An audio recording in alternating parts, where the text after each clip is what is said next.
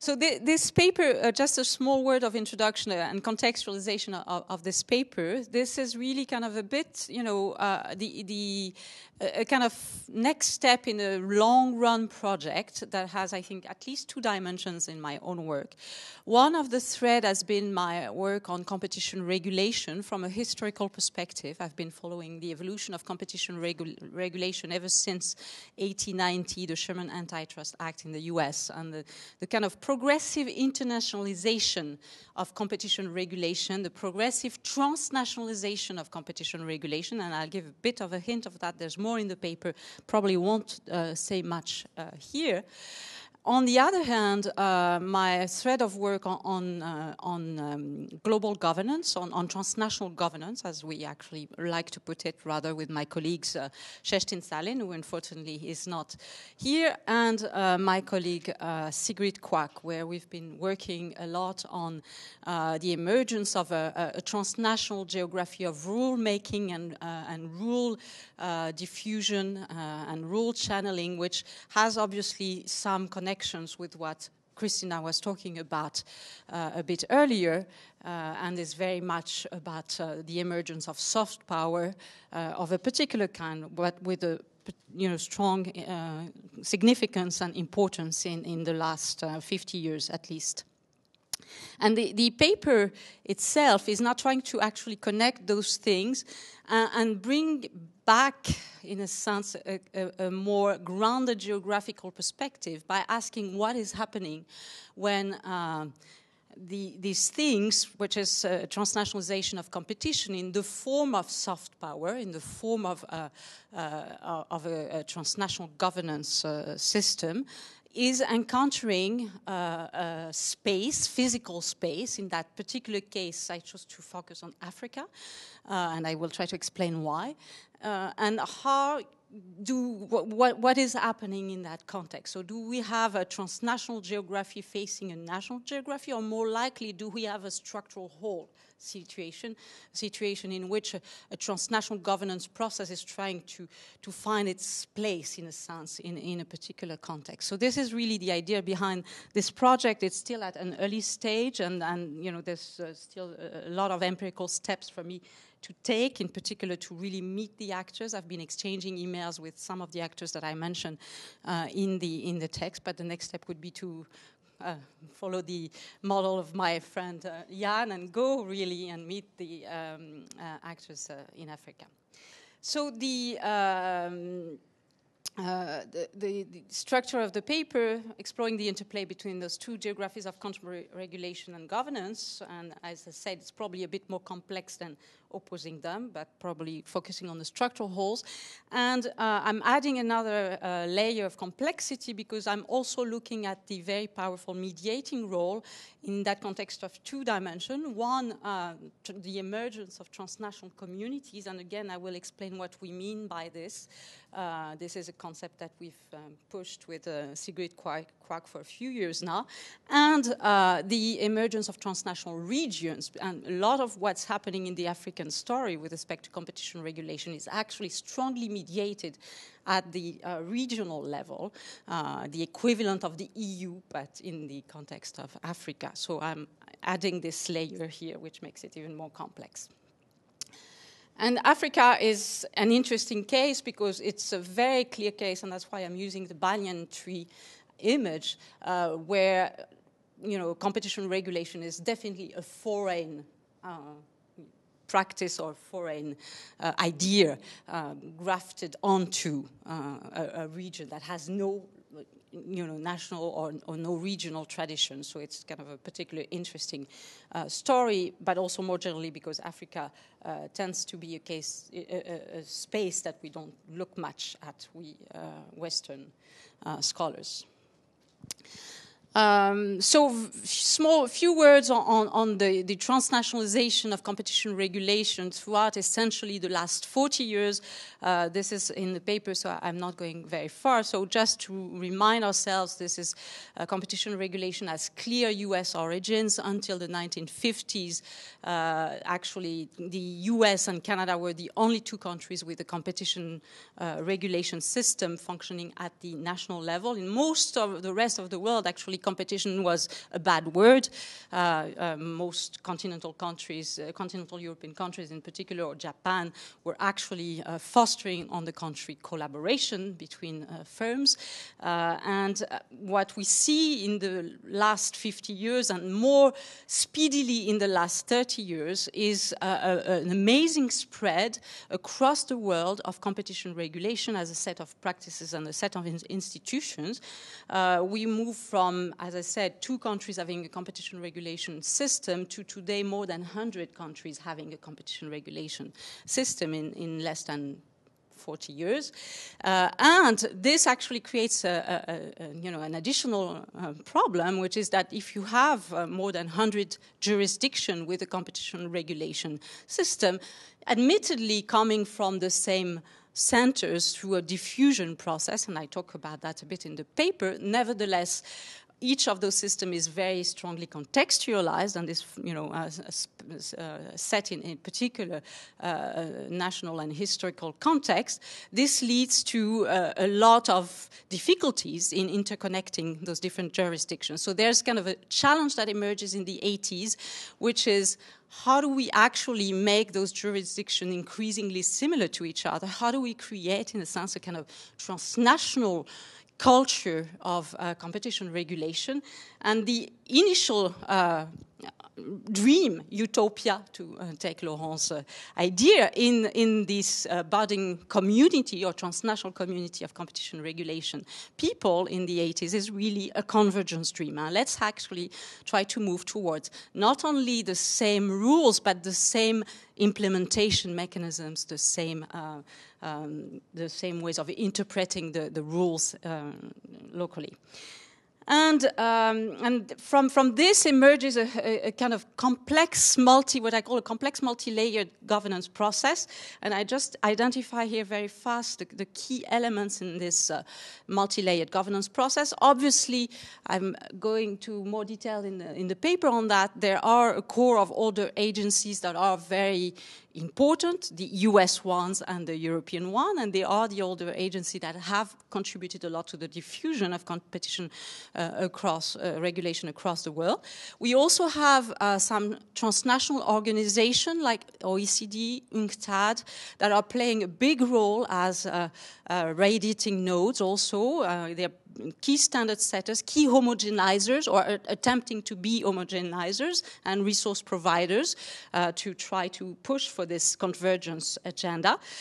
We have the emergence in 2001 of a very interesting animal, which is called the International Competition Network, the ICN, which is a perfect case of what we call with Sigrid Quack a transnational community. It's virtual, it has no real hub, but it progressively, its stated objective is actually to be what they call an interest community, and their stated objective is to actually push convergence through soft power from the very beginning. So they're really a perfect case of this animal of transnational community that we like to look at. And following upon the ICN, we also have progressively, very recently, in the last 10 years, the emergence of similar types of animals, but at the regional level. So we have the European Competition Network at the EU level, which is really kind of taking its cue from the ICN, but with a particular European focus and objective. And then we have the emergence in different regions of the world, and here I'm focusing a bit more on Africa, of similar types of regional transnational communities. And what we have to understand is that obviously those different regional communities that emerge and I list some of them in the paper, East African Community context, the COMESA context, or the African Competition Forum even more recently. Those are in a bit like, Russian dolls interactions. But Russian doll is not even actually the right example, because each Russian doll is separate, while in that case, there's a constant intermingling. The same actors are moving from the ACF level to the ICN level to the UNCTAD offices, etc. So there's really, and that's where the transnational communities make sense as this mediating group connecting all those layers of governance. So the way we define transnational communities in the book we edited in 2010 is the following. Transnational communities are social groups emerging from mutual interactions across national boundaries, oriented around a common project, in that case the convergence of competition regulation across the world, which is constructed and sustained through the active involvement and engagement of at least some of their members. These social groups develop, nurture, and sustain in the process a shared image and identity. And I would just want to refer back to Professor Saskia Sassen's answer to my question yesterday, when she said actually there is quite a lot of social processes taking place at the elite level, and this I think is actually quite a good example of that type of social making level. So I try to, kind of make a picture of this, but it's not really great. But this is, I could the closest define it. So competition regulation in Africa. So as I mentioned already, we have a multiplicity of regional initiatives, and all this is actually very recent. It's the last 10 years, so it's still very much in the making, in the process. It all starts at the regional level, not at the national level, but at the regional level. So we have the East African Community Competition Act in 2006 that starts from the idea of creating a competition regulation at the regional level and to move towards the national level, rather than in the European case, we've moved back from the national up towards a kind of community regional level. COMESA is having the same objective. We have also initiatives in the context of Southern and East African Competition Forum, and finally, very recently, the African Competition Forum, but this is really as early as 2010, so it's still very much in the making. And behind all those multiple initiatives that looks like, it's all over the place, but in fact we have essentially 10 people. So if you go back to really who is behind, you see exactly the same names and the same names of people traveling. And the group of traveling champions of competition regulation in Africa is made essentially of two groups. One group is what I call the African-based champions of competition, and here I gave a few names. I gave a bit of information on them in the papers, but it's really a very limited amount of people. And those people are both connected to UNCTAD very strongly, so some of them are even advisors to UNCTAD. They've been having, very important roles in some of the national competition authorities that are functioning. I would say about half of the countries in Africa have a competition regulation jurisdiction on paper, but very, small numbers are in fact really functioning, and the most functioning are in particular Kenya, and a lot of those people have been actually at the head of the Kenyan competition community. And it really doesn't matter which nationality those individuals are. They are moving actually across the region. And on the other hand, we have a whole set of Western-based experts and consultants, again, always the same people, strongly connected to UNCTAD, strongly connected to ICN that I mentioned before.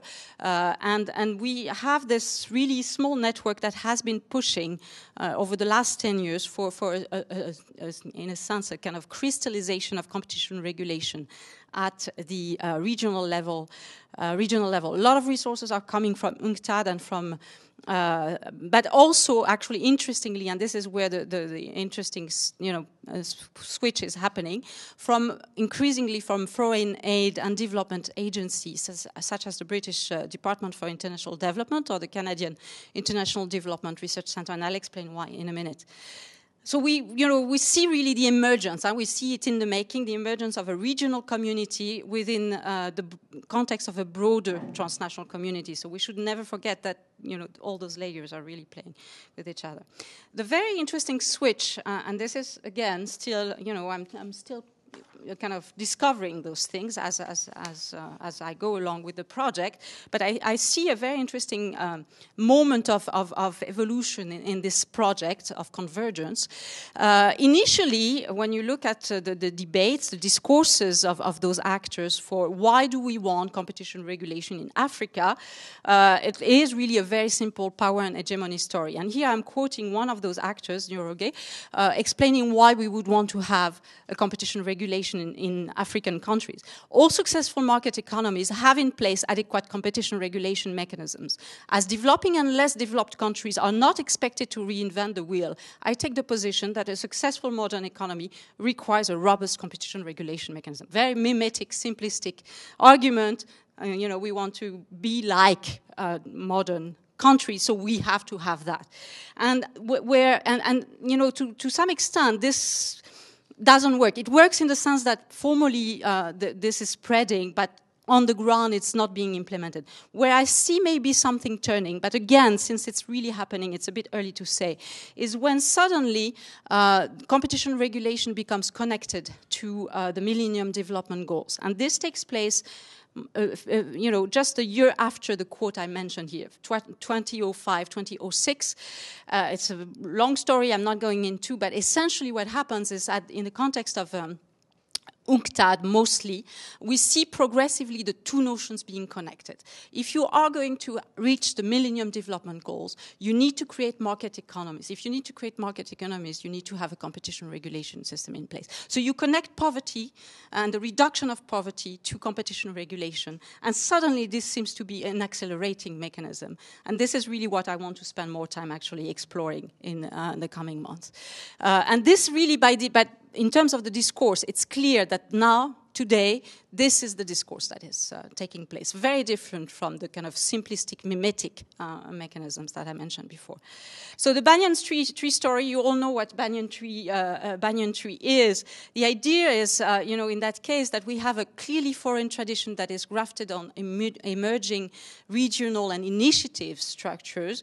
And the regional trunk has been thickening, as I tried to show, but they are all very aware that this is not going to work before the national geographies are in a sense touched, before the aerial roots of the banyan trees are falling back into national ground. And clearly this is where most of the obstacles are taking place, and this is where the connection to the Millennium Development Goals seems to be the kind of chosen strategy. Whether they will manage to do it or not is going to be an interesting thing to observe. So the key challenge today in Africa for the missionaries of competition regulation is the structuration of national geographies of competition regulation and their articulation with each other, but also with the transnational geographies of competition regulation. Just a last word to finish. In the meantime, the entire transnational community around competition regulation has gone through a soft move. It was clearly set on convergence 15 years ago. It's progressively changing its discourse to what they call informed divergence, recognizing that actually you need to integrate those transnational geographies into local soil, and that this will actually call from some translation, creolization, adaptation, to use back the words of Christina. So that's where I am at this stage in the process, and thank you very much. So I would like to ask you, it is these few people that are African, that are working. Can you maybe tell a little bit more about them? Because I'm trying to see how connected they are in the African context. So you show that they're connected to the international context, but how connected are they locally? Because it could be that they have all their education in the US and in that process have been socialized in things that also get them disconnected, in a sense, from their local community. So I don't know, just to have a bit more sense about this. Yeah. Now, I give a bit of information in the paper on that. They obviously all have some form of Western education. So it's not only the US, it's mostly the US, but it's not only, it's also the UK. But they also are actually quite connected locally. So they are really those rooted cosmopolitans, as we call them in our book on transnational communities, in the sense that they are the connectors. Huh? So, and they're connected through previous networks in the sense that they generally have an undergrad locally. So they have some form of undergrad, but also that they have been having some responsibilities in some of the national agencies, whether those agencies are really working or not, but at least they have been connected you know, in parallel of playing this role at the regional level, they are also in the national agencies. And they're traveling from national agencies. That's what is actually quite striking here. Nationality doesn't matter. So a man can be a head of national competition agency in Kenya and then move on, you know, to Zimbabwe. Competition agency in the same man. So it's a very interesting process. But so there is a degree of local connection too, but they're clearly in between. If I remember correctly from your paper, this particular tree grows in the cracks, sort of structures, yes. And so I was just wondering, there must be difficulties in sort of these aerial branches to sort of be sown into the local fertile ground, so to speak. There must be failures. So what would these failures be? The trunks that actually die, that don't sort of take root locally, regionally, and prosper, but that actually fail. Do you have any such examples of failed branches or trunks? Yeah. Well, I mean, you know, since I'm focusing here only on competition regulation, and since the process is very much at work as we talk, I would not talk about failure so early, in the sense that we still have to see what's happening. But what is identified as obstacles from the actors themselves, there are quite a number of obstacles. First obstacle is the understanding, the national understanding of what is competition regulation. That's you know, simply and connected obviously to resources, to training, to all those things we just mentioned. Another big set of obstacles are political, the political, in a sense, overpowering the actions of politicians in general, which will go against competition rules for, you know, political purposes, essentially. So that will actually not accept to be bound by competition regulation agencies that should be independent, but will try to actually push them to take the right decisions in certain situations. And they identify that obviously as very important, you know, limitation and obstacle, set of obstacles for the routes to take hold. But I think the most important one is the meaning of those things. And I think we go back a bit to the GPS story. You know, we have a technology, but what is the meaning of that story? And that's why I try to underscore the move from let's do it because everybody does it, which is essentially what the argument was at the beginning. Let's do it because we have the technology. So let's, you know, from turning it into a developmental project, it's a smart move, let's say. But whether or not it will be successful in creating meaning around this technology or the sets of practice is still to be seen. Thank you. We have one more question, and probably that's the last one. Thank you very much. I really enjoyed your presentation and your paper a lot.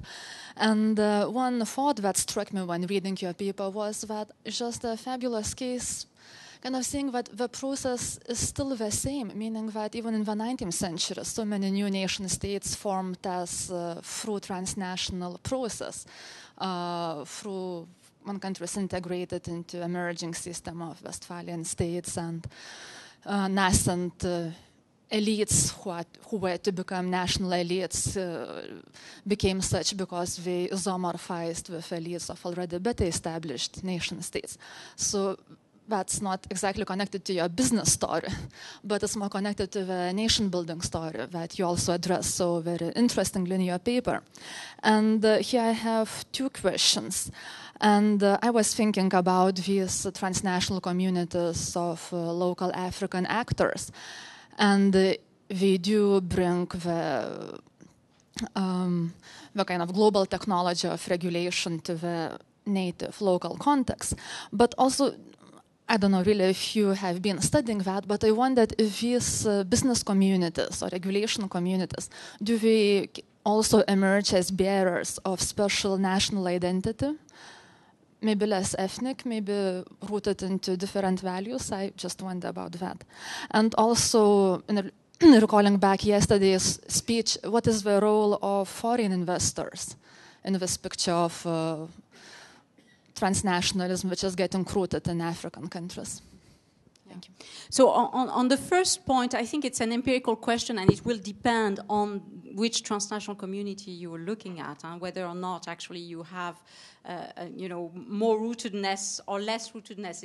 If I understand correctly, if you have more of a, national identity project behind it. Versus a really transnational project behind it. In that case, I see it for now, but maybe, as I work more into the empirics, I will change my mind. But for now, I see it as much more of a transnational identity. So even those actors are actually very strongly connecting themselves to this transnational community, maybe even more, and that goes back a bit to Jan's point, than to the national identity. So, but it will definitely vary by transnational. If you look at different transnational communities, different issues, etc. The financial interests, obviously, they, all this is in the background. It's very strongly there. But I would see it more as a kind of second or even third level influence, in the sense that this is behind the ICN. Already, so it's kind of actually, so it's not maybe so direct in the particular story I'm telling, but it's somewhere in the background, definitely, yeah. It's in this, as Saskia Sassen was saying yesterday, it's this underground stuff, and that doesn't mean it's underground, but it's, yeah. Thank you very much.